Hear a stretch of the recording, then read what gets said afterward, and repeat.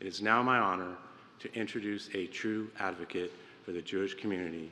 Please join me in welcoming President Joe Biden.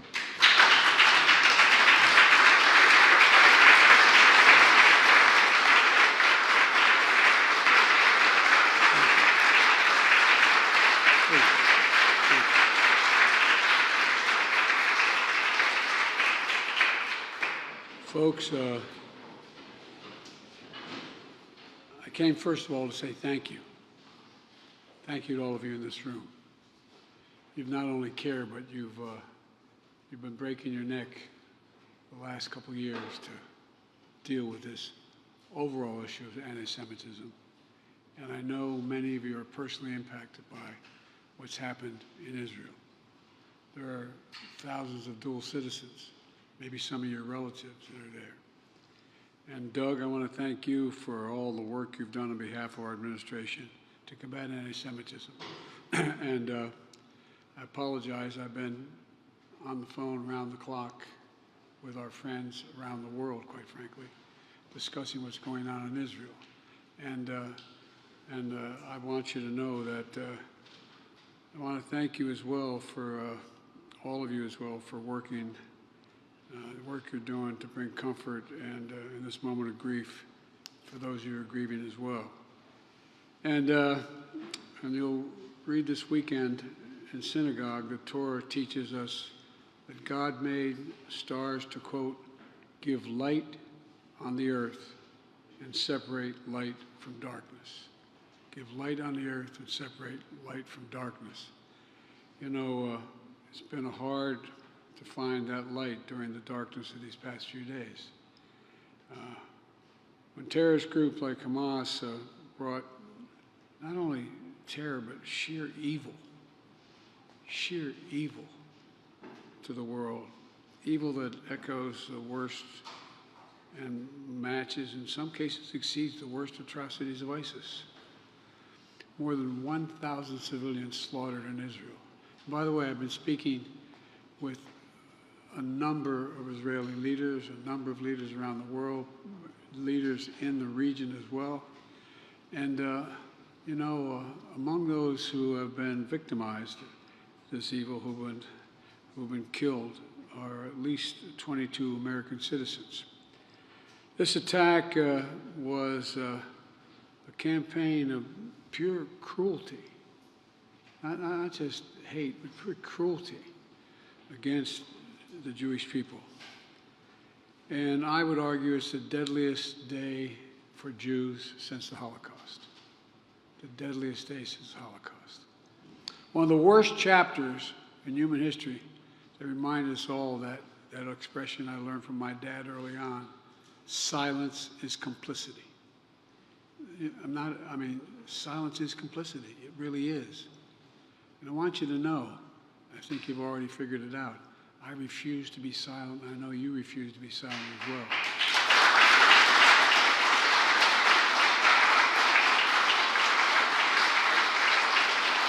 And you all,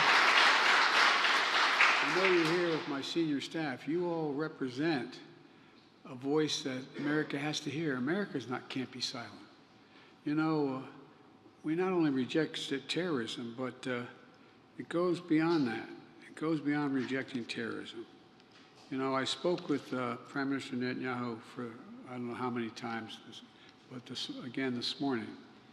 And already we're surging additional military assistance to the Israeli Defense Force, including ammunition, interceptors to replenish the Iron Dome, and we've moved the U.S. carrier fleet to the Eastern Mediterranean, and we're sending more fighter jets there in that region, and made it clear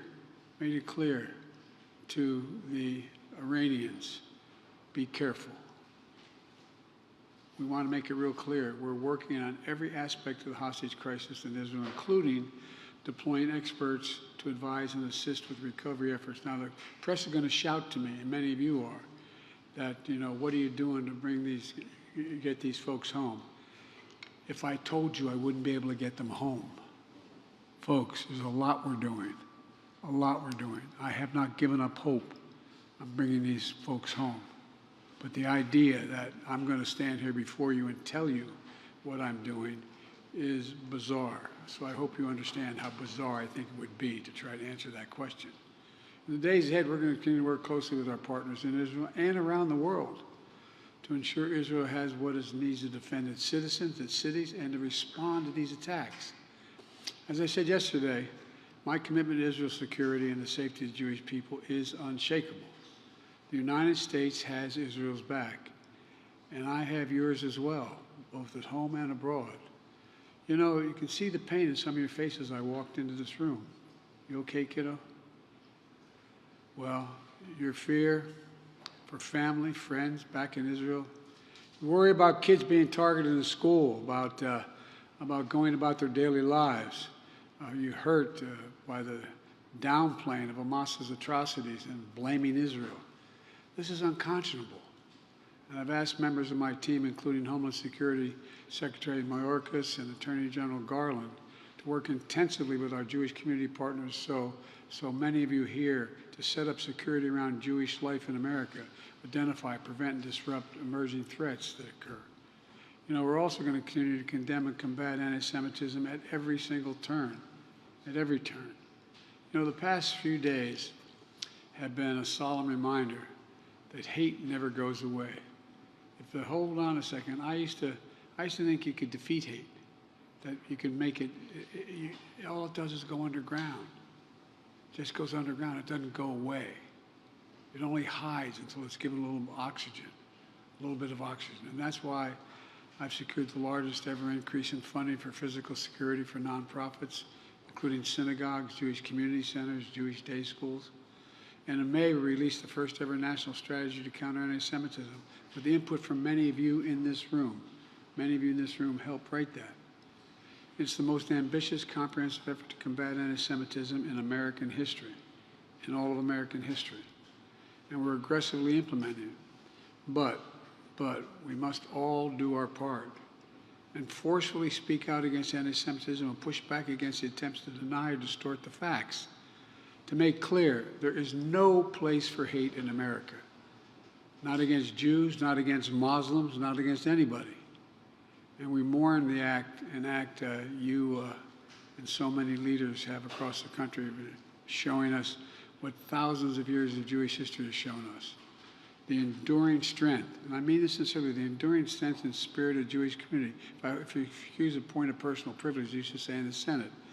That's why I took my kids, everyone when they turned 14 years old, one at a time, put them on a plane and took them to Dachau. I wanted them to see that you could not know what was going on walking through those gates. You could not fail to understand as a country what was going on. And that's a fact. It had a profound impact on my children and my grandchildren. Some thought taking a 14-year-old grandchild was not a mistake, but I took them one at a time. I got 3 more to go. And folks, it's important. You know, the miracle of Israel is Israel. It's Israel itself. The hope it inspires. The light it represents to the world. And folks, I was asked in one of my very frank conversations with Bibi and with Herzog, so why do I feel so deeply about this? It's not about the region. I truly believe, were there no Israel, no Jew in the world would be ultimately safe. It's the only ultimate guarantee. The only ultimate guarantee. The only ultimate guarantee. And folks, because of you, and I mean this sincerely, because you're speaking up, because of the intensity and the intellect and the brilliance you bring to this cause, I think we have a chance to end this in a way that makes it very difficult for it to be repeated. I want to thank you for your leadership. And as I said, there's a lot to talk about. But I'm really, quite frankly, concerned as to, it's hard to talk about this without detail. And it's contrary to our interests to let out the detail of what we're going on. I mean, this is just round the clock, as you understand. You fully understand. But, you know, I've known Bibi for over 40 years. In a very frank relationship. I know him well. And the one thing that I did say, that it is really important that Israel, with all the anger, frustration, and just, I don't know how to explain it, that exists, is that they operate by the rules of war. The rules of war. And there are rules of war. And I believe Israel is doing everything in its power to pull the country together, stay on the same page, and we're going to do everything in our power to make sure Israel succeed, and God willing, to bring home those Americans who are in harm's way. I'm going to let you all have the private conversation you've been having, which you should continue to have, but it just came to basically, I really mean it from the bottom of my heart. I give you my word as a Biden. Thank you. Thank you for the intensity of your support. It matters. It matters that Americans see what's happening. I mean, I've been doing this a long time. I never really thought that I would see and have confirmed pictures of terrorists beheading children. I never thought I'd ever, anyway, but there are countries in the region that are trying to be of some help, including Arab nations that are trying to be of some help. So, anyway. Mr. President, where do you draw strength and inspiration in these troubling times? From my faith. From my faith. My faith that at the core of every human being is a spark of humanity and decency. And it's got to be touched. It's got to be spoken to. That's what you do. That's why you're here. It's not about, you know, revenge. It's about decency. Just basically decent. Just basic decency. Treating people with a sense of, I don't know quite how to say it, but I know we can overcome this. I know we can overcome this. Look, I don't know anything about the kind of loss it's talking here, but I know a little bit of like to feel loss, lose people you adore, get a phone call saying they're gone. I get that part. Not the same, but I get the part. And what I've learned is that as we persevere, we can grow. And the day will come when the memory of that person or those persons bring a smile to your lips before it brings a tear to your eye. It will happen. It will happen. But God, it takes a long time sometimes.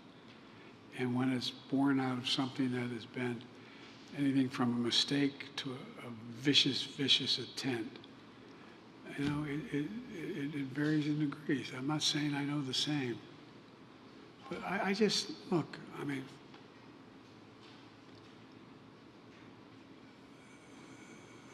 I'll never forget, well, I won't go into that. Anyway, I just think that if we stay true to our values, pursue with every inch and every bit of our energy to get this right, we can bury this again and bring people back, and bring people home and bring it together. I think we can change the Middle East. But then again, I have been referred to as a congenital optimist. And I'm not going to answer any questions from you guys right now, but my team here knows when the press is gone, they'll talk more directly to you. But even then, they're not going to be able to tell you all that we're doing and all that's going on. So, Question, sir. May we please say thank you. 80 years ago this week, a group of 400 rabbis came to Washington hoping to meet with Franklin Delano Roosevelt and appeal to him to act to rescue the Jews who were being persecuted in Europe. And they were refused a meeting with President Roosevelt. They were refused entry to the White House.